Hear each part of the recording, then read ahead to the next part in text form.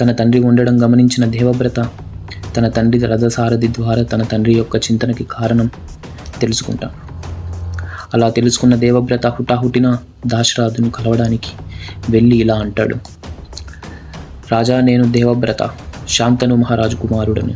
చెప్పండి, మీ కుమార్తెను మా తండ్రి వివాహం ఆడడం మీరు ఒప్పుకోకపోవడానికి నా పేరు మా నాన్నగారు కాబోయే మహారాజుగా ప్రకటించడమే కారణమైతే నాకు ఆ సింహాసనం అవసరం లేదు.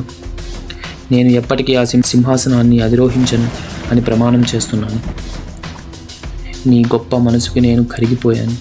కానీ ఆ తర్వాత సత్యవతి సంతానానికి పుట్టబోయే సంతానం సంగతి ఏమిటి?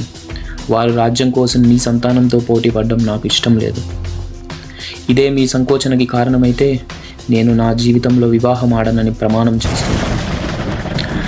అలా అని అనంగానే స్వర్గం నుంచి దేవతలందరూ భీష్మ భీష్మ అని అరవగా దేవవ్రత